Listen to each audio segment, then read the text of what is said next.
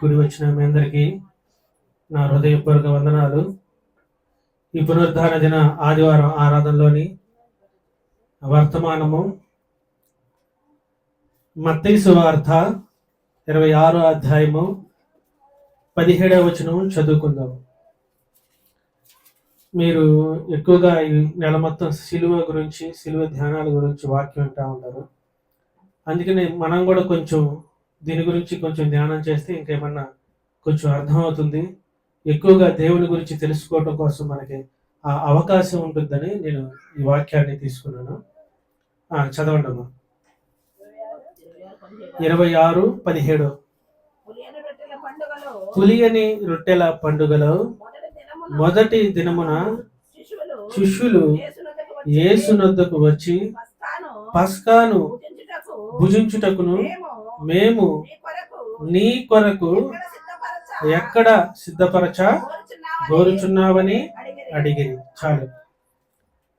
స్తోత్రము స్తోత్రము స్తోత్రము నాయన. ప్రేమగల తండ్రి, నీకు వందనాలు, స్తోత్రాలు నా ప్రభా. ఈ పునరుద్ధాన దిన ఆదివారం ఆరాధనలో నా ప్రభా, నువ్వు చివరిసారిగా భుజించిన భోజనాన్ని, చివరిసారిగా నువ్వు ఏర్పాటు చేసి శిష్యులతో మాట్లాడిన విధానాన్ని నా ప్రభా అయ్యా మేము ధ్యానించుండగా మీ పరిశుద్ధాత్మ ద్వారా మీరు మాతో మాట్లాడి చక్కగా ధ్యానించండి. మీరే సహాయం చేయండి. ఘనత మహిమ ప్రభావాలు మాత్రం మీరే అందుకోమని మా ప్రభు అయిన యేసు క్రీస్తు నామములో స్తుతించి ప్రార్థించి అడిగి వేడుకుంటున్నాము తండ్రి, ఆమేన్. ఈ వాక్యంలోని ముఖ్య ఉద్దేశం ఏంటంటే, మేము పస్కాను భుజించుటకో అంటే వారి మీద కాకుండా ప్రభు వారి మీద చెప్తున్నాడు. ఏమని చెప్తున్నాడంటే, నీకు ఎక్కడ పస్కా భోజనాన్ని మేము సిద్ధపరచాలి, పస్కా తినడానికి మనం ఎక్కడికి వెళ్ళాలి అని అడుగుతున్నారు. అసలు వీళ్ళు అడిగే ముందే యేసుక్రీస్తు వారికి ఇంకొక మాట చెప్పారు. ఏం చెప్పాడంటే, అదే 26వ అధ్యాయంలో 2వ వచనంలో ఓ మాట చెప్పాడు.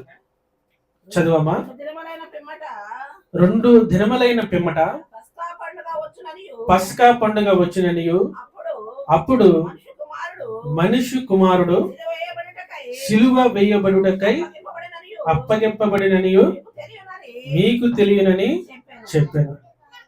వీళ్ళకి ఏం చేశాడంటే, 2 రోజుల ముందే ఇదిగో పలానా మనిషి కుమారుడు 2 రోజుల్లో పస్కా పండుగ వస్తుంది, ఈ 2 రోజుల్లో మనిషి కుమారుడు అప్పగింపబడుతున్నాడు, సిలువకి అప్పగించబడుతున్నాడు, లేఖనాలు చెప్పిన నెరవేరబడుతున్నాయి అని శిష్యులకు చెప్తే వీరు ఆ ముందు 2 రోజుల విషయాన్ని మర్చిపోయి మరలా వీళ్ళు ఏమడుగుతున్నారు, ప్రభువా నీకు పస్కాని ఎక్కడ సిద్ధం చేయాలి? అదేంటి అలా అడుగుతున్నారు?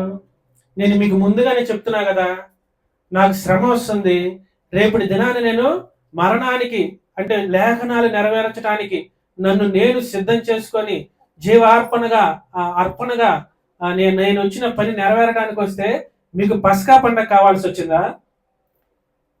మీకు భోజనాలు కావాల్సి వచ్చినాయా? మీకు తినటానికి ఆహారం కావాల్సి వచ్చిందా అని ఆయన ఏమీ కూడా అడగలేదు. ఎందుకు అడగలేదంటే, ఆయన ఏది అడిగితే మనకి అది న్యాయమైనది ఆయన అది నెరవేర్చే దేవుడు మన దేవుడు. అదే మనుషులైతే ఏమంటారు? మనుషులు కూడా పాపం ఒక చోట ఉంటుంది, మత్తయి సువార్తలో అంటాడు, మీరు చెడ్డవారై ఉండి కూడా తల్లిదండ్రులుగా ఉండి చేపను అడిగితే మీరు పామునిస్తారా?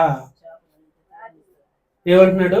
చేపను అడిగితే మీరు ఏమన్నా పామునిస్తారా? ఇదిగో మీరు చెడ్డవారే, కానీ మీ పిల్లలకి ఏం చేస్తున్నారు? మంచి ఇవ్వటానికి మీరు కోరుకుంటారు. ఇదిగో ఈ మంచి ఇవ్వటానికి కోరుకుంటారు కాబట్టి, వీళ్ళు అడిగింది మంచిదే కాబట్టి, ఇదిగో మంచిది మీకు పస్కా పండుగ సిద్ధపరచడానికి నేను ఎక్కడ సిద్ధపరచాలి అంటే, ఈయనకున్న బాధ గాని, వేదన గాని, ఆవేదనలు గాని అన్ని అలా ఉంచుకొని ఇదిగో మీరు ఫలానా ఇంటికి వెళ్ళండి. ఆ కింద వచ్చిన చదువమ్మా. ఏమంటున్నాడు? అందుకు ఆయన, మీరు పట్టణమందున్న ఫలానా మనిషి వద్దకు మీరు వెళ్ళండి, మీరు ఫలానా ఇంటికి వెళ్ళండి, అక్కడ మీకు పస్కా పండగ సిద్ధపరుస్తాడు. నా కాలం వచ్చింది, మీ ఇంటికి ప్రభువారు వస్తున్నాడు, పస్కాని భుజించడానికి వస్తున్నాడు, మీరు సిద్ధపరచండి అని చెప్పండి అన్నాడు. ఇదిగో ఇలా చెబితే ఒకవేళ మీకు అర్థం అవ్వట్లేదేమో, ఇలా చెబితే మీకు ఆ వేదన మీకు తెలియట్లేదేమో. ఇలాగ లోక సంబంధంగా ఉపమానంగా మీకు నేను చెప్పగలుగుతున్నాను. ఒక మనిషి చావు బతుకుల్లో ఉన్నాడని ఆ తండ్రికి, ఆ పిల్లలున్న ఆ కుటుంబంలో ఉన్న ఆ తండ్రికి ఒక డాక్టర్ చెప్పాడు అనుకో, లేదా కొన్ని రోజుల్లో నీ కిడ్నీలో, నీ లివర్లో పాడైపోతాయి, నువ్వు మరణానికి గురవుతున్నావని డాక్టర్లు మనుషులు చెప్పారనుకో. అదే సమయంలో పండగ వాతావరణం వచ్చింది. ఈ పండగ వాతావరణంలో ఏమైనా వస్తారంటే తండ్రి దగ్గరికి వచ్చి, నాన్న నాకు బట్టలు కావాలి, పండగకి ఏం కావాలి, బట్టలు కావాలి, ఇంకేం కావాలి, పండగకి ఏం కావాలి, నాకు కొద్దిగా ఉండేవాళ్ళు అయితే ఏం చేస్తారంటే హోటల్కి వెళ్తారు, పలానా హోటల్లో నాకు భోజనం కావాలి, ఇవన్నీ కూడా నాకు కావాలని ఆ తండ్రి దగ్గరికి వచ్చినప్పుడు ఆ తండ్రి వాళ్ళని కసురుకుంటాడా? ఇందాక అదే చెప్తుంది, మీరు చెడ్డవారైన కూడా పావును అడిగితే, చేపను అడిగితే పావునిస్తారా అంటే, ఇంత ఆయన హృదయ బాధలో ఉండి, ఆయన చావు మరణ అంచుల్లో ఉండి, ఆయన వేదనకరమైన స్థితిలో ఉండి కూడా పక్కన వాళ్ళు అంటారు, ఇదిగో నీ స్థితి వాళ్ళకి తెలియచేయొచ్చు కదా అంటే, ఆ స్థితి వాళ్ళకి చెప్పిన వాళ్ళకి అర్థం కాదు. వారిని బాధ పెట్టడం నాకు ఇష్టం లేదు, అందుకనే వారి కొరకు నేను వారు ఏది అడిగితే నేను అది చేస్తాను. మరణ పడకలో ఉన్నా సరే ఒక బిడ్డ, చిన్న బిడ్డ వెళ్ళి వాళ్ళని అడిగితే కాదు అని తొందరపడి ఏ తండ్రి కూడా అనడు. నేను మరణించినా సరే నా పిల్లలు కూడా సంతోషంగా ఉండాలని కోరుకుంటారు. అలాగే ఇక్కడ యేసు ప్రభు వారు కూడా ఆయన మరణం గురించి వాళ్ళకి ముందే చెప్పినా సరే మరలా వీళ్ళు వచ్చి అడుగుతున్నారంటే, మీ కొరకు నేను ఎక్కడ పస్కా పండుగ సిద్ధపరచాలి, పస్కాని ఎక్కడ మేము చేయాలి అనే ఆలోచన వీళ్ళకి మనసులో ఉంది. అందుకని యేసుక్రీస్తు వారు అన్నారు, ఇదిగో మీరు పలానా ఇంటికి వెళ్ళండి, అక్కడ మీకు పస్కా పండుగ సిద్ధపాటు చేస్తారు. లోకా సువార్తలు అయితే కుండ తీసుకుని ఒక అతను మీకు కనపడతాడు. అతను ఏ ఇంటికి వెళ్తే ఆ ఇంటికి మీరు వెళ్ళండి, ఆ ఇంటిలోనికి వెళ్ళి ప్రభువారు మీ ఇంటికి వస్తున్నాడు, పస్కా భోజనాన్ని మీరు సిద్ధపరచమని ఆయన మీకు చెప్పాడు. అంటే ఆ ఫలానా మనిషి ఎవరంటే ఆ కుండ తీసుకుని వచ్చే మనిషే ఆ ఫలానా మనిషి. ఇది ఇలా అక్కడికి వెళ్ళారు, వెళ్ళి పస్కాను ఏమైందంట, అందుకు ఆయన ఫలానా ఇంటికి వెళ్ళి ఆ మనుషుని యొద్దకు వెళ్ళి, నా కాలము సమీపమై ఉన్నది, నా శిష్యులతో కూడా నీ ఇంట పస్కాను ఆచరించవలెనని బోధకుడు చెప్పుచున్నాడని అతనితో చెప్పుడని. ఇక్కడ ఏం చెప్తున్నాడంటే, మేము పస్కాని మీ ఇంట్లోకి వచ్చి భోజించాలి, ఈ పస్కాని మేము ఆచరించాలనుకోకుండా ఇదిగో బోధకుడు మీ ఇంటికి రావాలనుకుంటున్నాడు, బోధకుడు మీ దగ్గర పస్కాని ఆచరించాలనుకుంటున్నాడు అనగానే అక్కడ పెద్ద, అంటే ఇంకో సువార్తలో అక్కడ పెద్ద మేడ గదిలో వాళ్ళకి ఏర్పాటు చేశాడు. ఎలా ఏర్పాటు చేశాడంట, పెద్ద మేడ గదిలో. ఆ రోజుల్లోనే, ఆ కాలంలోనే ఆ యేసు ప్రభు వారు వాళ్ళు ఆశపడ్డారని, వాళ్ళకి పస్కా భోజనం అందించాలని, పస్కాలో దేవుడి ఆజ్ఞ ప్రకారం ఈయన పాలు పొందులు పొందాలని పెద్ద మేడ గది వాళ్ళకి సిద్ధపరిచాడు. ఈ పెద్ద మేడ గదిలో వాళ్ళకి సిద్ధపరిచినప్పుడు పస్కా భోజనంలో ఎన్ని రకాలు ఉంటాయి? ఒక పండగ వాతావరణంలో వచ్చిందంటే, అంటే మీకు అర్థమయ్యే భాషలో చెప్పాలంటే అనేక రకాల వంటకాలు మనం చేసుకుంటాం పండగలకి. కానీ వాళ్ళు తినే ఆహారం పండగలో ఏమి తింటారంటే పులియని రొట్టెలు. ఏం తింటారంట? పులియని రొట్టెలు తింటారు. తర్వాత చేదు ఆకుకూరలు ఎలాంటివి తింటారంట? చేదు కూరగాయలు, అంటే మీకు అర్థమయ్యేలా చేదు కూరగాయలు తింటారు. తర్వాత ఏం తింటారు? పచ్చి కూరగాయలు ఎలాంటివి తింటారంట? అలాంటి 7 మాత్రం ఉన్నాడు. తర్వాత గొర్రె సింకు అంటే ఎముకు, వాటితో చేసిన ఆహారాలు వాళ్ళు తింటారు. తర్వాత గుడ్డు పదార్థాలు తింటారు. లాస్ట్లో ఏం తింటారంటే 4 పాత్రల ద్రాక్షారసం అక్కడ ఆ బల్ల మీద పెట్టుకుంటారు. ఇవన్నీ వాళ్ళ భోజనాల్లో, అంటే వాళ్ళ పస్కా పండుగలో, అంటే మనుషులు ఆచరించే పద్ధతుల్లో వాళ్ళు తినే ఆహారాలు 7 రకాల పదార్థాలు కూడా వాళ్ళు తింటారు. ఇలా 7 రకాల పదార్థాలు ఒక గొప్ప మేడగదిలో ఆయన కోసం సిద్ధపాటు చేశాడు. సరే, సిద్ధపాటు చేస్తే ఆ 7 ఆహారాలు 7 పదార్థాలు ఆయన భుజించాడా? ఒక మనిషి బాధలో, వేదనలో, ఆవేదనలో ఉన్నప్పుడు ఆ పండగ వాతావరణాన్ని చెడగొట్టడానికి ఆయన సిద్ధపడ్డగానే ఆ పాలు పొందలు పొందుతాడని మనస్ఫూర్తిగా ఆహారం తినలేడు. మనుషులుగా మనం చూసినప్పుడు కూడా ఆ మనస్ఫూర్తైన ఆహారం మనం బాధలో ఉన్నప్పుడు మనం తినలేము. కానీ మన వల్ల ఎదుటి మనిషి, మన పిల్లలు, మన కుటుంబం బాధపడకూడదని వాళ్ళ ముందు ఏం చేస్తాం, వాళ్ళకి కావాల్సిన సమస్తం అన్నీ సిద్ధపాటు చేస్తాం. ఒకవేళ భోజన బలలో చేయాలంటే కొంచెం మాత్రమే పుచ్చుకుంటాం. వాళ్ళు మాత్రం కడుపు నిండా తినాలని ఒక తండ్రి ఎలా అయితే ఆశపడ్డాడో అలా ఆశపడి వాళ్ళకి భోజనానికి సంబంధించిన సమస్తము వాళ్ళకి సిద్ధపాటు చేశాడు. సిద్ధపాటు చేసి వాళ్ళు భోజనం అడిగినమ్మంటే భోజనమే కాకుండా వాళ్ళకి ఏం సిద్ధపాటు చేశాడు, వాళ్ళకి చివరి సమయంలో ఏ వాక్యాన్ని వాళ్ళకి చెప్పాలి, ఎలా వీళ్ళ జీవితాలు మార్చాలి, ఎలా వీళ్ళకి చివరిసారిగా నేను బోధించాలని విషయాలన్నీ బోధించాలో ఆ భోజన సమయంలో ఆయన మొత్తం కూడా చెప్పేశాడు. అందుకని తర్వాత చదువమ్మది 26:19. యేసు తనకు ఆజ్ఞాపించిన ప్రకారము శిష్యులు చేసి పస్కాను సిద్ధపరిచి సాయంకాలమైనప్పుడు ఆయన 12 మంది శిష్యులతో కూడా భోజనమునకు కూర్చుండెను.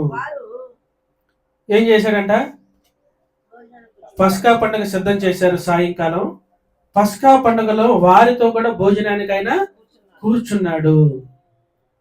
కూర్చొని వెంటనే ఏమనుంది, వారు భోజనము చేయుచుండగా ఆయన మీలో ఒకడు నన్ను అప్పగించునని మీతో నిశ్చయముగా చెప్పుచున్నాను నేను.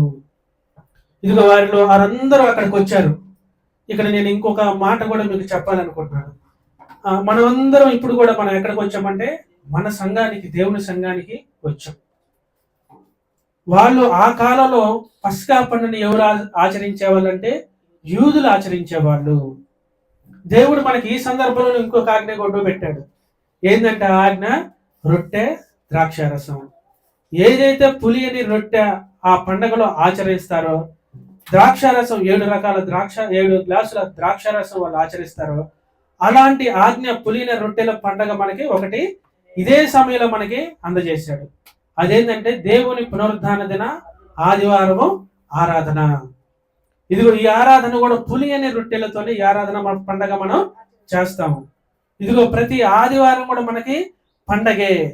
ఇదిగో ఈ పండగలో ఎవరెవరు వస్తారు, ఈ పండగలో మన సంఘానికి లేదా సంఘ సహవాసాలకు వెళ్ళే వాళ్ళు ప్రతి ఒక్కరు ఎవరెవరు వస్తారు అంటే, ఎవరు వస్తారంటే దేవుణ్ణి అప్పచెప్పే వాళ్ళు కూడా ఈ సంఘానికి వస్తారు. దేవుని సంఘానికి వెళ్తా కూడా దేవుడు అంటే ఏందో తెలియదని, దేవుని వాక్యం ఏం చెప్తుందన్న విషయాలు వాళ్ళకి తెలుసుకోలేక చాలా సార్లు వాళ్ళు దేవుని గురించి అబద్ధం ఆడతారు. ఇదిగో ఈ సంఘంలో ఈ పండగలో పాలు పొందులు పొందే వాళ్ళు కొంతమంది ఎవరై ఉన్నారంట, దేవుణ్ణి అప్పచెప్పే వాళ్ళు ఉన్నారు, దేవుని గురించి అబద్ధం చెప్పే వాళ్ళు ఉన్నారు, దేవుని అనుసరించుకోకుండా నాణ్యాల కోసం డబ్బు కోసం తిరిగే వాళ్ళు కూడా ఈ పండుగలో ఉన్నారు.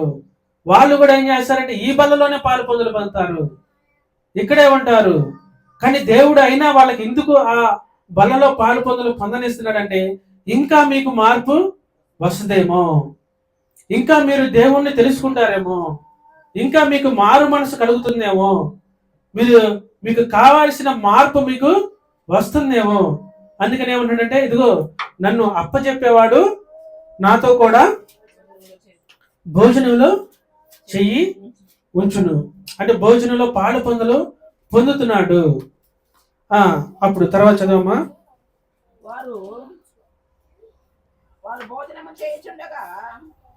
అందుకు వారు బహు దుఃఖపడి 26, 21 తర్వాత 22. అందుకు వారు బహు దుఃఖపడి ప్రతి వాడు ప్రభువా నేనా అని ఆయనను అడుగగా ఆయన నాతో కూడా పాత్రలో చెయ్యి ఉంచేవాడే నన్ను అప్పగించువాడు. ఎవరంట? మనలోనే ఉంటారు, మనతోనే ఉంటారు. ఉండి ఏం చేస్తున్నారు? దేవుని అప్పగించటం అంటే ఏంది? దేవుని రక్షణ మార్గం మనకు తెలుసు, దేవుడు చేసిన అద్భుత కార్యాలన్నీ కూడా మనకు తెలుసు. మనం చేసే క్రియలు ఏం చెప్తున్నాయి అంటే దేవుడికి లెక్క అప్పచెప్పాల్సి వస్తుంది. ఎలా అప్పచెప్పాల్సి వస్తుందంట? దేవుణ్ణి అప్పగించడానికి. అంటే సాతాను అడుగుతున్నాడు, ఏమని అడుగుతున్నాడు? ఇదిగో ఇతను నీ కుమారుడే, ఇదిగో ఇతను నీ కుమార్తె, అయినా ఇదిగో ఈ పాపము చేసి అని ఆయన మీద నేరం మోపడానికి, ఆయన ఏలెత్తి చూపించడానికి, ఇదిగో నీ బిడ్డలు ఇలా తప్పు చేస్తున్నారని చెప్పడానికి, దేవుణ్ణి అప్పచెప్పడానికి ఆ సమయాన్ని వాళ్ళు చేస్తున్నారు. అలాగే ఈయన కూడా ఏం చేస్తున్నాడు? నాతో కూడా ఈ బల్లలో పాలు పొందేవాడే నన్ను అప్పచెప్తున్నాడు. ఇప్పుడు ఎవరంట దేవుణ్ణి అప్పచెప్పేవాడు? దేవునితో ఉండేవాళ్ళు. ఇంకా ఇక్కడ నాకు ఆలోచన వచ్చింది. దేవునికి దహన బలి అంటే మనం ఈ సంఘానికి వస్తున్నాము, పండగ ఆచారాలకైతే అన్ని ఆచారాలు, అన్ని కూరగాయలు, అన్ని మాంసాహారాలు, చేదు, ద్రాక్షారసము, రొట్టెలు ఇవన్నీ పుచ్చుకుంటున్నాము, తింటున్నాము. దేవుడు పెట్టిన ఆచారం, దేవుడు పెట్టిన మనకి పునరుద్ధాన దిన ప్రభురాత్రి బలలో పాలు పొందటానికి మీరు ఇక్కడికి వచ్చేటప్పుడు మీకున్న అలవాట్లేంటి? మీరు దేవునికి ప్రాణార్పణ అప్పగిస్తున్నారా? లేదా పాప క్షమాపణ కొరకు మీరు ఈ సంఘానికి వచ్చి ఈ సంఘంలో పాప క్షమాపణ ఒప్పుకొని మీరు దహన బలిగా ఆయనకి అర్పణగా ఉన్నారా? మీ ప్రాణార్పణ కూడా మీరు చేస్తున్నారా లేదా? లేదా మీకు కావాల్సిన ధన్యం అంటే మీకు దేవుడు ఇచ్చిన అన్నం, ఆకుకూరలు, అంటే అక్కడ ఉన్నది ఏముందంటే పిండి వంటలు, నూనెలు, ఇవన్నీ కూడా అర్పణగా ఆయనకి అర్పిస్తున్నారా? దేవునికి చేయాల్సిన మీరు ఏదైనా చేస్తున్నారా లేదా? ఇదిగో వస్తున్నారు, సంఘానికి వచ్చి ఇక్కడ కూర్చుంటున్నారు, వాక్యానుసారంగా అర్పణ మీరేం అర్పిస్తున్నారు? ఇదిగో ఈ వారంలో చేసిన పాపాలన్నిటికి కోసం మీరు ఆయన దగ్గర ప్రాణార్పణ మీరు అర్పిస్తున్నారా? అయ్యా, నేను శరీర బలహీనతలను బట్టి, నా పాపపు క్రియలను బట్టి, నా పాపంలో నేను మునిగిపోయి ఉన్నాను, ఇదిగో ఈ పాపాల నుంచి, ఈ వేదన నుంచి, ఈ అవమానం నుంచి నన్ను విడిపించని ఆయన దగ్గరికి వచ్చి హృదయపూర్వకంగా నీ అర్పణ నువ్వు అర్పిస్తున్నావా? ఇదిగో నాకు కలుగు చేసిన ఆస్తి, ఐశ్వర్యం, వంటకాలు, పంటలు, వీటన్నిటిలో కూడా ప్రథమ ఫలముగా నీకు నీ సంఘాలో నేను అర్పిస్తున్నానా? ఏది అర్పిస్తున్నా? ప్రాణార్పణ మనం ఏమైనా అర్పిస్తున్నామా? అంటే ప్రాణార్పణ అర్పించడం అంటే నీ హృదయంలో ఉన్న దుఃఖము, బాధ, ఆవేదనల మొత్తం కూడా ఆయన ముందు నువ్వు కుమ్మరిస్తున్నావా? లేదా ఆచారపూర్వకంగా సంఘానికి వెళ్ళి ఏదో కాసేపు కూర్చొని నీ పని బట్ల నీవు మరలా ఈ లోకంలో పడిపోతున్నావా? ఇక్కడ చేస్తున్న ఇస్కరియోతు యోధా కూడా అదే చేస్తున్నాడు. దేవుడు మారు మనసు వస్తుందేమో, పాప క్షమాపణ వస్తుందేమో, నన్ను అప్పగించుకోకుండా ఉంటే బాగుంటుంది, పుట్టకుండా ఉంటే బాగుంటుంది, లేఖనాల్లో ఉన్నది వాళ్ళకి తెలిసి కూడా మరలా ఏం చేస్తున్నాడంటే ఇదిగో ఇలాగే అప్పచెప్తున్నారు. లేఖనాల్లో ఉన్నది మీకు తెలిసి కూడా సంఘానికి వస్తున్నారు, కానీ మౌనంగా కూర్చొని తెలుసో తెలియకో, వాక్యం అర్థమయ్యో అర్థం కాక మరలా మీ జీవితాల్లో మీ పాపాల్లోకి మీరు వెళ్ళిపోతున్నారు. ఇదిగో దేవుని పెట్టిన పండగ ఈరోజు. ఈ పండగ అనే ఆదివారం పులియని రొట్టెల పండగ, ప్రభురాత్రి భోజనం మనం తీసుకొని ఉంటున్నాం. ఇప్పుడు మన అర్పణ ఎలా అయి ఉండాలి? నీ పాపాల గురించి నువ్వు ప్రాణార్పణ చేస్తున్నావా? నిన్ను ఆరోగ్యంగా ఐశ్వర్యవంతంగా ఉన్నందుకు, ఈ ఆరోగ్యాన్ని ఇచ్చినందుకు దేవుడికి నువ్వు అర్పణ చేస్తున్నావా? ఏ అర్పణ చేస్తున్నావు? నీకు అన్ని సమకూర్చి ఇచ్చినందుకు దానిలో ఉన్న కొద్దిగా నువ్వు దేవునికి అర్పిస్తున్నావా? నీకు అసలు మారు మనసు అనేది కలుగుతుందా లేదా? ఈ రోజున వాక్యంలో ఉపమానం ఏంటంటే ఇదే. మనం సంఘంలో వస్తుంది ఏంటంటే ఈరోజు దేవుని పెట్టిన పండగ. ఏ పండగ అంటే ఇది పులియని రొట్టెల పండగ.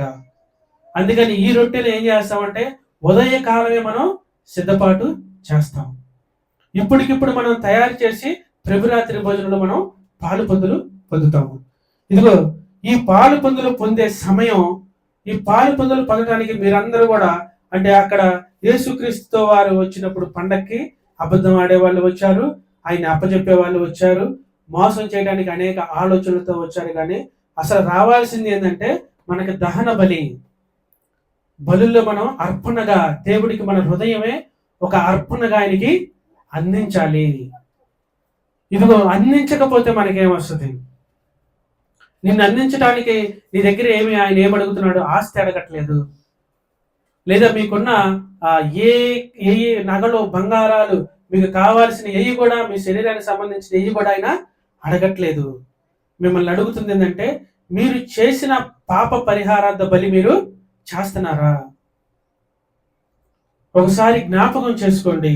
ఈ వారం అంతట్లో మనం ఎక్కడ అబద్ధాలు ఆడాము, ఎక్కడ తెలిసి తెలియక మనం పాపం చేశాము, ఎక్కడ మనం దేవుని దగ్గర నుంచి మనం తప్పిపోయి ఆయనకి మనకి ఉన్న పాపాలు అడ్డుగోడగా మనం అడుగుతున్నప్పుడు ఆయన దగ్గర నుంచి మనం పొందలేకపోవడానికి ఏ స్థితిలో మనం పడిపోయాము.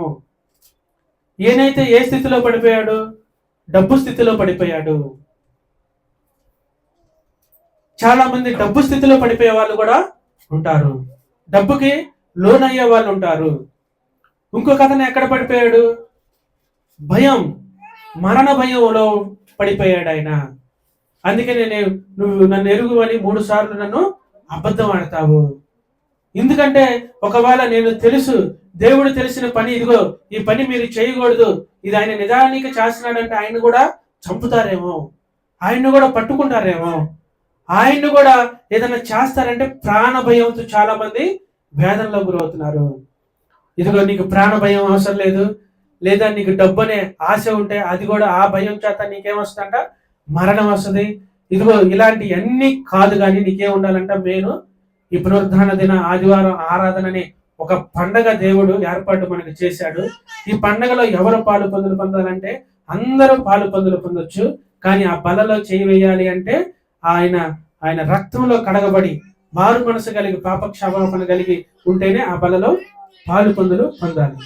ఈ మాట ఎక్కడ ఉంటుందంటే నిర్గమాకాండంలో ఉంటుంది.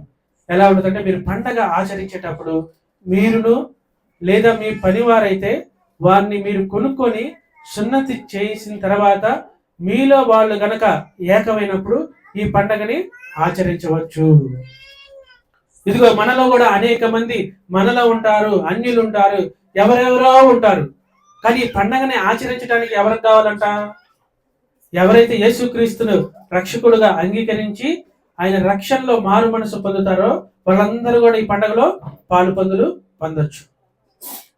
ఇదిగో కొందరైతే వేరుగా విభజించి కొన్ని పండుగల్లో పాలు పొందుతారు, కానీ యేసుక్రీస్తు వారు అయితే చెబుతారంటే అందరూ కూడా ఈ పండుగలో పాలు పొందొచ్చు. చదువమ్మ 21. అందుకని మనం ఎలా ఉండాలంటే, మనకున్న దహన బలులు, అర్పణలు, పస్కా గొర్రెపిల్ల బలి, దహన బలి, పాప పరిహారార్థ బలి, తర్వాత ధన్యార్పణ బలి, ఇదిగో ఇటువంటి బలులన్నీ మీకు దేవుడు ఆజ్ఞలుగా ఉన్నాయి. ఎన్నుండి? ఒక ఆజ్ఞలు, 5 ఆజ్ఞలు ఉన్నాయి. ఏంటంటే ఈ ఆజ్ఞలు? 1, మీకు ధనం అంటే దేవుడు మీకు ఇచ్చిన పంట సంవత్సరంలో కొంత దేవునికి ఇవ్వాలి. అంటే మనం ఇప్పుడు కానుకలు వేస్తున్నాం కదా, ఆ కానుకలు. తర్వాత పాప క్షమాపణ బలి. ఏముండాలి? పాప క్షమాపణ బలి. తర్వాత పాప పరిహారార్థ బలి. ఇటువంటి బలులన్నీ కూడా ఇప్పుడు ఎలా వచ్చేసినాయంటే మనుషుల్లోకి వచ్చేసింది. ఈ మనుషుల్లో ఉన్న పాపాన్ని బలిగా దేవుడికి అర్పించాలి. ఇదిగో మనకున్న ఆరోగ్యాన్ని బట్టి దేవుడికి బలిగా మనం అర్పించాలి. మన పాప పరిహారార్థాలను బట్టి, పాపాలను బట్టి ఈ లోకంలో ఉన్నప్పుడు చిన్న చిన్న పాపాలు మనలో అప్పుడప్పుడు మనం చేసే అవకాశం ఉంది. కాబట్టి ఆ బలిని ఎక్కడ అర్పించాలంటే దేవుని దగ్గర మనం అర్పించాలి. ఇది ఈ బలిలో అర్పించినప్పుడే మీ హృదయంలోకి ఎవరు వస్తారంటే దేవుడు వస్తాడు తప్ప, లేదంటే నీకు ఆయనకి ఏమవుతుందంటే అడ్డుగోడ ఒకటి ఏర్పడుతుంది. ఈ అడ్డుగోడ బతికున్నప్పుడే కాదు, చనిపోయినప్పుడు కూడా మీకు ఏర్పడుతుంది. చనిపోయినప్పుడు ఇక మనం ఎన్ని కేకలు పెట్టాయా, నేను చేసిన పాపాలను నన్ను క్షమించు అంటే, నువ్వు బ్రతుకున్నంత కాలం నువ్వు ఏం చేశావు? ఎలా ఉన్నావు? నీకు ఆయుష్ కాలం అనేది కొంత సమయం ఇచ్చారు. అందుకని యేసుక్రీస్తు వారు కూడా అంటున్నాడు, ఇదిగో నా సమయం దగ్గర అయ్యింది. యేసుక్రీస్తు వారికి ఏమొచ్చిందంట? ఆయన సమయం అంటే మరణ సమయం ఆయనకి దగ్గరగా వచ్చింది. ఇదిగో మనకు కూడా మరణ సమయం అనేది కొంచెం దగ్గరగా వస్తుందని మనకి ఎలా తెలుస్తుంది? వయసు రీత్యా మనకి తెలుసు. ఏంటంటే మహా ఉంటే 50 ఏళ్ళు, ఆరోగ్యంగా ఉంటే 60 ఏళ్ళు, 70 ఏళ్ళు, ఇలాగ కొంతకాలం మనకు కూడా కొంత సమయం ఉంది. అసలు ఇంకా మనం అంటే ఇది ఆరోగ్య రీత్యా మీకు చెప్పాను. రేపేమి సంభవిస్తుందో కూడా మనకి తెలియదు. లేదా ఆరోగ్య రకంగా మనం చూసుకుంటే 60-70 ఏళ్ళు మాత్రమే నువ్వు బ్రతుకుతావు. ఇదిగో నీ వయసు ఎంత వయసు వచ్చింది, 60 ఏళ్ళు వచ్చినాయి లేదా 70 ఏళ్ళు వచ్చినాయి, ఇంకా నీకు మారు మనసు అంటే తెలియకపోతే ఎలా? ఇంకా నువ్వు పాపంలోనే ఉంటే ఎలా? పాప పరిహారార్థ బలి నువ్వు సంఘంలో కుమ్మరిస్తున్నావా లేదా? నీకు మారు మనసు కలుగుతుందా లేదా? నీ జీవితం ఏమై ఉన్నదో, నీ జీవితాన్ని సరిచేయడానికి దేవుడు ఒక సంఘాన్ని ఏర్పాటు చేసుకొని ఆ సంఘంలో ఒక కాపరిని పెట్టి ఆయన పరిశుద్ధాత్మ ద్వారా ఈ సంగతులన్నీ మనకు తెలియజేస్తుంటే మనం వాటి లేట్లు కూడా మనం పట్టించుకునే స్థితిలో కానీ అనుసరించే స్థితిలో కానీ మనం లేకుండా మనం అలాంటి స్థితిలో పడిపోయి ఉన్నాం. అందుకని ఎలా ఉండాలంటే మనం ఈ సంఘం ఈ పండగలో మనం ఎలా ఉండాలంటే మన పాపాల్ని మనం ఒప్పుకునే వాళ్ళలాగా ఉండాలి, మనం పరిశుద్ధపరిచే వాళ్ళలాగా మనం ఉండాలి, మనం పరిపూర్ణమైన మనస్సు హృదయం రావాలి. అందుకని ఈ వాక్యంలో ముందుకెళ్ళి చదువు తర్వాత 26 మనుష్య కుమారుని గురించి రాయబడిన ప్రకారము పోవచ్చున్నాడు గాని ఎవని చేత మనుష్య కుమారుడు అప్పగింపబడుచున్నాడో ఆ మనుషునికి శ్రమ, ఆ మనుషుడు పుట్టి ఉండని ఎడల వానికి మేలే అని చెప్పాను. ఇదిగో దేవుడు అనేక మార్లు మనకి దేవుని వాక్యంతో ఇదిగో ఒక నరకం ఉంది, పరలోకం ఉంది, ఇదిగో అయినా మీరు దాన్ని లెక్క చేయకుండా మీరు పాపంలో కనుక పడిపోతే ఏమవుతుంది? మీకు శ్రమ కలుగుతుంది. ఇదిగో పాపంలో ఉండి పాప పనులు చేసేవాళ్ళు అసలు పుట్టకపోతేనే బాగుంటుంది. ఇదిగో పాపంలోనే నువ్వు కనుక చనిపోతే కనుక నీకేమొస్తుంది? శ్రమ వస్తుంది. ఎందుకంటే యేసుక్రీస్తు వారిని అప్పచెప్తాడని, యేసుక్రీస్తు వారు బలిగా అర్పణగా గురవుతాడని లేఖనాలు వాళ్ళకి ముందుగానే చెప్పిన ఆయన ఏం చేశాడంటే మరలా అప్పచెప్పడానికి ఆయన మరలా పాపం చేయడానికి ఆయన సిద్ధపడ్డాడు. అందుకని ఏమంటాడంటే ఇదిగో ఈ పాపంలో కనుక మీరు ఉంటే, ఈ పాపంలోనే మీరు ఆ లేఖనాలు సారంగా మీరు అనుసరించకపోతే ఇదిగో మీకేమొస్తుందంట? శ్రమ వస్తుంది. ఇదే శ్రమ అంటే నరకం అనే ఒక శ్రమ మీకు రాబోతుంది. ఆయనకైతే మరణం అనే శ్రమ ఎమ్మటే ఆయనకి వచ్చింది. ఈ మరణించిన తర్వాత ఆయన ఏమవుతాడంటే నరకానికి పాత్రుడవుతాడు. ఇదిగో మరణ సమయం అనేది మీకు ఒకటి వస్తుంది. ఆ సమయాన్ని ఏమవుతుందంటే మీరు పుట్టకపోయి ఉంటే మేము బాగుండేది అని ఎప్పుడు కోరుకుంటారు? నరకంలో వేసినప్పుడు మీరు కోరుకుంటారు. ఇదిగో దేవుడు అనేక మార్లు అనేక సార్లు మనల్ని హెచ్చరించి మనల్ని అనుసరించి ఎంతో మంది ప్రవర్తల ద్వారా పాస్టర్ల ద్వారా అనేక మనుషుల ద్వారా మనల్ని చేసినా కానీ దేవునికి వ్యతిరేకమైన పనులు మనం చేస్తున్నాము. ఇదిగో దేవుణ్ణి అప్పచెప్పటం అనేది ఒక లేఖనాల్లో ఉంది. ఆ లేఖనాల్లో ఉన్నా సరైన దాన్ని ఏం చేస్తున్నాడు? మేరుతున్నాడు. మనకు కూడా ఏముంది లేఖనాల్లో? దేవుని అనుసరించకపోతే మనకేమొస్తుందంట? శ్రమ వస్తుంది, లేదా పుట్టకపోతే బాగుండిద్ది, పుట్టినాక నరకం ఒకటి ఉంటుందని మనకు అన్ని లేఖనాలు చెప్తున్నాం. మళ్ళీ మనం ఏం చేస్తున్నాం? దేవునికి వ్యతిరేకమైన పనులు మరలా చేస్తున్నాము. ఇలా మరలా మనం దేవునికి వ్యతిరేకమైన పనులు చేస్తే మనకేమొస్తుందంట? శ్రమ వస్తుంది. దేవుడు చూస్తా ఏమి ఊరుకోడు, చూసినంతసేపు చూస్తాడు. మనకి తర్వాత ఏం కలుగుతుందంట? శ్రమ కలుగుతుంది. చదువు. ఆయనను అప్పగించిన యోధా బోధకుడా నేనా అని ఆయన అడుగగా ఆయన నువ్వన్నట్టే అనెను. ఇక్కడ ఇస్కరియోతు యూదా ఏమంటున్నాడు? ఇదిగో ఈ పాపాలన్నీ చేస్తుంది. ఇప్పుడు మనం అనుకుంటాం ఈ పాపాల గురించి ఆయన చేస్తున్నాడు, ఈ పాపాలన్నిటిని గురించి చెప్తున్నాడు. ఈ పాపాలు మరి మాలో ఏమన్నా ఉండయా? ఏమంటున్నాడు? ఇదిగో ఈ పాప పని చేసేది, ఇది అప్పచెప్పేది అది నేనేనా అంటే నీవని నీకు తెలియదా? అందుకని దేవుడు ఏం చేస్తాడంటే నీవన్నట్టే, నువ్వు పాపం చేస్తున్నాడో లేదో, నువ్వు పాప పరిహారార్థ బలి నువ్వు సంఘంలో అర్పిస్తున్నావో లేదో, లేదా ఆచారపూర్వకంగా వస్తున్నావో లేదో ఆయనకి సమస్తం కూడా తెలుసు. తెలిసి అంటున్నాడు. తెలిసి ఏమంటాడు? ఇప్పుడు నాకు కూడా కొన్ని విషయాలు తెలుస్తూ ఉంటాయి. తెలిసినప్పుడు ఏం చేస్తాను? దాన్ని నేను హెచ్చరిస్తానా? దాన్ని వేలెత్తి చూపిస్తానా? నా ఉద్దేశం ఏంటంటే మీరందరూ కూడా రక్షణలోకి రావాలి. మీరందరిలో కూడా పాప క్షమాపణల నుంచి బయట పడాలి. దేవుని రాజ్యంలో మీరందరిని కూడా నేను తీసుకుని వెళ్ళాలి. నాకు మీ అందరిని ఎలా అప్పచెప్పాడంటే దేవుడు, ఒక సంఘ బిడ్డలుగా అంటే నాకు కుమార్తెలుగా కుమారులుగా నాకు మిమ్మల్ని అప్పచెప్పాడు. మిమ్మల్ని అందరూ నేను సరిచేసుకొని ఆయన రాజ్యానికి, ఆయన ఆయన నివసించే చోటికి మనం వెళ్ళాలంటే ఆయన మనం వెంబడించే స్థితిలో మనం ఉండాలి. ఇదిగో పాపపు స్థితి ఉందని మనం ఎవరి మీదుగా ఏలెత్తి చూపించకూడదు. ఇదిగో పాపం చేస్తున్నామని వాళ్ళ మీద దూషణ ఆడకూడదు. ఇదిగో పాపపు జీవితం అని వాళ్ళని మనం అవమానకరంగా మాట్లాడకూడదు. యేసుక్రీస్తు వారు అలాగా మాట్లాడలేదు. యేసుక్రీస్తు వారు అవమానించాలంటే ఆయన్ని అవమానించేవాళ్ళు, బాధ పెట్టాలంటే ఇంకా ఆయన ఏమేం చేసే పనులు చేసేవాడో అవన్నీ ఆయన గుర్తు చేసి ఆయన్ని బాధ పెట్టేవాడు. కానీ దేవుడు ఏమడుగుతున్నాడంటే మీ హృదయానుసారంగా మీ హృదయాన్ని ఎలా చేసుకోవాలంట? మీ హృదయాన్ని మీరు శుద్ధీకరణ చేసుకోవాలి. ఇదిగో పాపంలో ఇక మీద నుంచి మీరు బ్రతకొద్దు. అందుకని ఒక ఆయనేమో ఇద్దరికి చెప్తే, ఒక ఆయనేమో క్షమాపణ నుండి దుఃఖపడి ప్రార్థించి ఆయన రక్షణలోకి వచ్చాడు.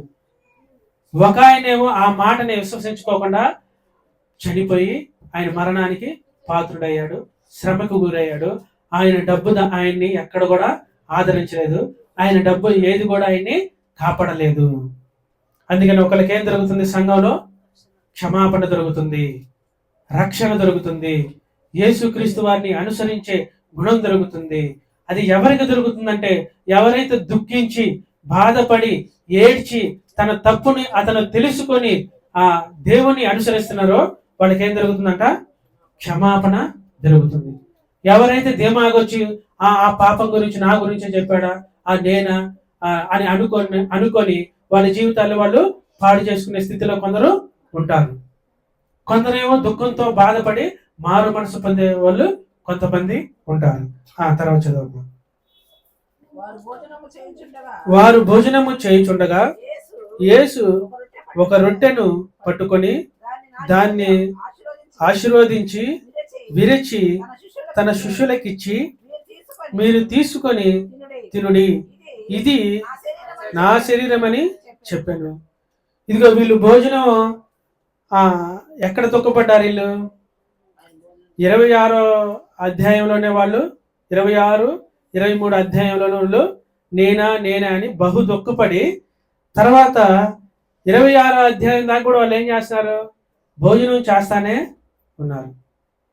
ఈ భోజనం చేసే సమయంలోనే మరలా ఏం చేశాడంటే ఇదిగో వీరికి రొట్టె ద్రాక్షారసాన్ని ఒక గుర్తుగా నియమించాడు. నియమించి వాళ్ళకిచ్చాడు. దాన్ని ఆశీర్వదించి తన శిష్యులకి ఇచ్చి, మీరు తీసుకొని తినుడి, ఇది నా శరీరం అని చెప్పాను. ఇక్కడ దాకా కూడా వాళ్ళలో మారు మనసు అనేది, ఆయన అప్పగింపబడుతున్నాడని కానీ ఆయన రేపు సిలువ వేయబడుతున్నారని తెలియకోకుండా ఇంకా వాళ్ళు భోజనం చేస్తుంటే వాళ్ళకి ఒక కొత్త నిబంధన వాళ్ళకి ఇచ్చాడు. తర్వాత చదువు 27. మరియు ఆయన గిన్నె పట్టుకొని కృతజ్ఞతాస్తుతులు చెల్లించి వారికి ఇచ్చి, దీనిలోనిది మీరందరూ త్రాగుడి, ఇది నా రక్తము, అనగా పాప క్షమాపణ నిమిత్తము అనేకుల కొరకు చిందించబడుచున్న నిబంధన రక్తం. ఇదిగో ఇక్కడ మనం చెప్పుకున్నాం కదా, ఇది మనం ఎందుకు చేయాలంటే పాప క్షమాపణ కొరకు, పాప క్షమాపణ నిమిత్తం. అంటే పాప క్షమాపణ నిమిత్తం మనం ఈ సంఘానికి రావాలి, కానీ మనం పరిశుద్ధులంగా పరిపూర్ణంగా యథార్థవంతులుగా ఉన్నామని కాదు. ఇక్కడికి వచ్చి నేర్చుకోవాల్సింది ఏంటంటే, ఇక్కడ వచ్చి దేవునితో మొరపెట్టుకోవాల్సింది ఏంటంటే పాప క్షమాపణ నిమిత్తం, అనగా పాప క్షమాపణ నిమిత్తము అనేకుల కొరకు చిందింపబడుచున్న నిబంధన రక్తం. దీనికి ఒక నిబంధన ఉంది. పాప క్షమాపణ నిమిత్తం ఒక నిబంధన విషయమై, ఇది ఎవరి కోసం అంటే కొందరి కోసం కాదు, అందరి కోసం. ఎవరైతే మారు మనసు పొంది రక్షణలోకి వస్తారో ఏ భేదం లేదు, అందరూ కూడా ఈ పాప క్షమాపణ ఒప్పుకొని ఆయన బలలో పొందొచ్చు. తర్వాత నా తండ్రి రాజ్యములో మీతో కూడా నేను ఈ ద్రాక్ష రసము కొత్తదిగా త్రాగు దినము వరకు ఇంకను దాన్ని త్రాగనని మీతో చెప్పుచున్నాను అనెను. అంతటా వారు కీర్తన పాడి ఒలీవల కొండకు వెళ్ళిరి. చదువు. అప్పుడు యేసు వారిని చూచి, ఈ రాత్రి మీరందరూ నా విషయమై అభ్యంతరపరుదురు. ఎలయనగా గొర్రెల కాపరిని కొట్టుదురు, మందలోని గొర్రెలు చెదిరిపోవును అని రాయబడి ఉన్నదని గదా. చాలు.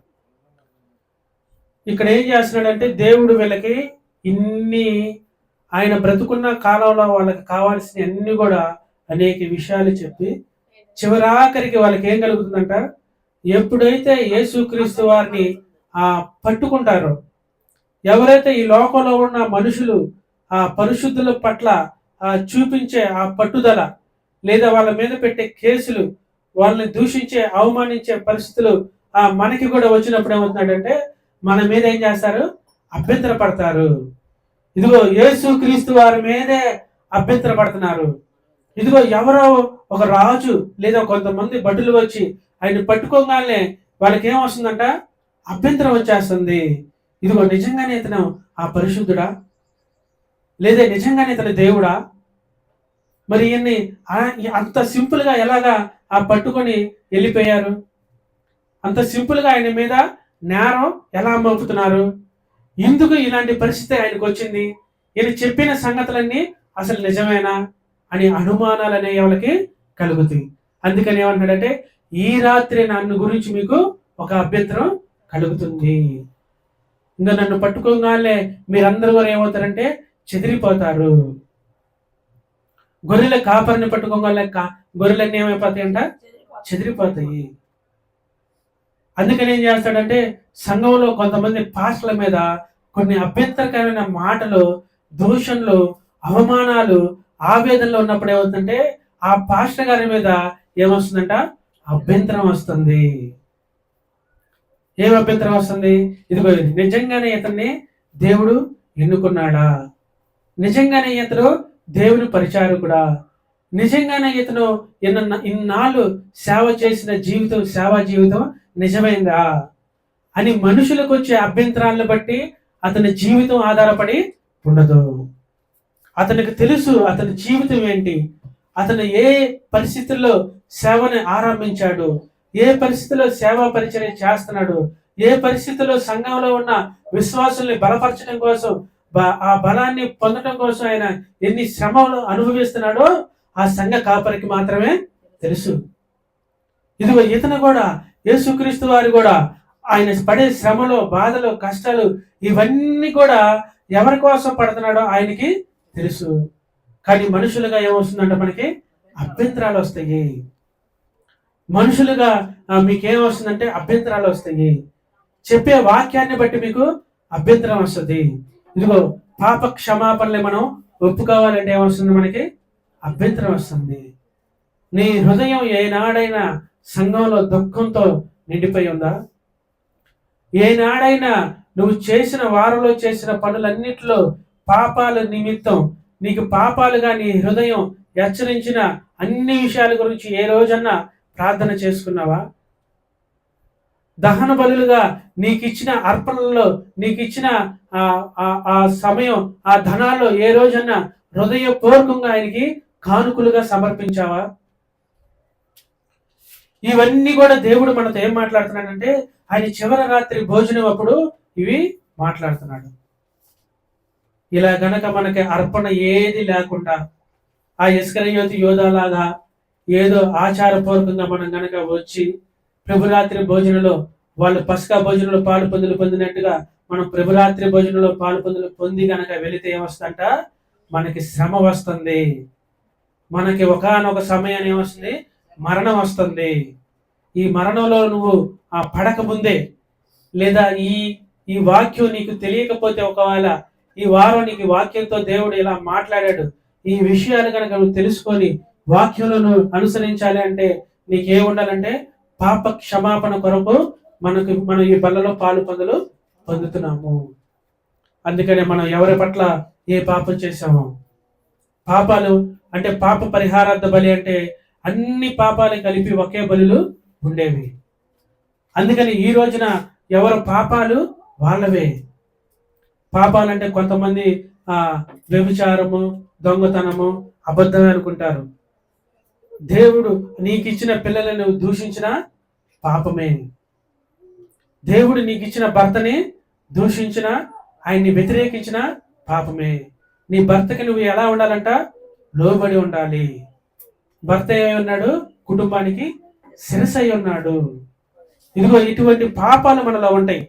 పిల్లల్ని దూషించటం, భర్తని దూషించటం, లేదా భార్యని దూషించటం, పొరుగు వారి పట్ల అబద్ధ సాక్ష్యాలు చెప్పటం, అబద్ధాలు ఆడటం, లేదా ఎవరో ఏదో రోగాలతో బాధపడుతుంటే ఆ రోగాల నిమిత్తం వాళ్ళని నువ్వు పాపాలుగా ఎంచటం, ఇటువంటి అన్ని కూడా పాపాల కిందే వస్తాయి.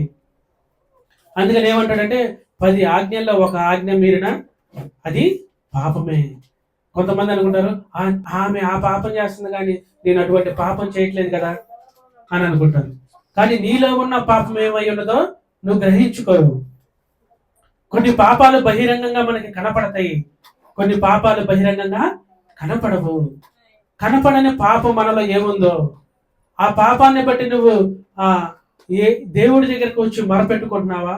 ఆ పాప క్షమాపణ నీకు వస్తుందా లేదా అన్నది ఒకసారి నీకు నువ్వు పరీక్షించుకొని, ఏ శ్రమ నీలోకి వస్తుందో, ఏ పాపం నీలో ఉందో అది నువ్వు మానుకొని ఈ రోజు నుంచి లేదా ఈ ప్రభురాత్రి భోజనంలో ప్రతి వారం మీరు పాప క్షమాపణ నిమిత్తం మీరు ఇక్కడికి రావాలి. వాటిని ఒప్పుకొని పరిశుద్ధంగా పరిపూర్ణంగా మీరు ప్రభురాత్రి భోజనంలో పాలు పొందాలి. సరే, ముగించేసుకున్న సమయం లేదు కాబట్టి స్తోత్రము స్తోత్రము స్తోత్రము నాయన. ప్రేమగల తండ్రి, నీ కొందనాలు స్తోత్రాలు నా ప్రభా. అయ్యా చివరి పస్కా పండుగ, అయ్యా మీకు చివరి పస్కా పండుగలో నా ప్రభా ప్రభురాత్రి భోజనం గురించి, పండుగ గురించి, పండుగలో ఉన్న ఆచారాల గురించి, అయ్యా మీరు మాకిచ్చిన ఈ ప్రభురాత్రి భోజనం అనే పులిన రొట్టెల పండగలో నా ప్రభా మేము పాలు పొందాలని, అయ్యా ఈ పండగ పొందుతున్న ఆ పండగలో పాలు పొందుతున్న మేమందరం కూడా నా ప్రభా ఏ రకాలుగా మేము నా ప్రభా తప్పిపోయి ఉన్నామో, ఏ పాపము చేత నా ప్రభా, ఏ అపరాధాల చేత నా ప్రభా మేము కుంగిపోయి ఉన్నామో, ఆ పాపాలు మా మనసుల్లో పెట్టుకోకుండా నా ప్రభా, మనసుల్లోనే ఉంచుకొని ఇంకా అదే పాపంలో జీవించకుండా నా ప్రభా మీ దగ్గరికి వచ్చి నా ప్రభా పాప పరిహారార్థ బలిగా అయ్యా మీ సంఘంలో నా ప్రభా ప్రార్థించుకోవడానికి సహాయం దయచేయండి. అయ్యా నీ సంఘంలో నా ప్రభా అయ్యా దుఃఖంతో నిండిపోయిన నా ప్రభా ఆయన నిన్ను వేడుకోవడానికి సహాయం దయచేయండి. మీరు ఇచ్చిన ఆరోగ్యాన్ని గురించి అయ్యా వాళ్ళు ప్రార్థన చేసుకోవడానికి సహాయం దయచేయండి. ప్రతిదీ బలిగా అర్పణగా నీకు అర్పించడానికి సహాయం దయచేయండి. ఏదో ఆచారపూర్వకంగా రావటం కాదు కానీ నా ప్రభా సంఘాల్లో వచ్చినాక ఏ పనులు చేయాలో మీరు చక్కగా మాకు వివరించినందుకు నీకు వందనాలు స్తోత్రాలు చెల్లించుకుంటూ మా ప్రభు అయిన యేసు క్రీస్తు నామమున స్తుతించి ప్రార్థించి అడిగి వేడుకుంటున్నాము తండ్రి.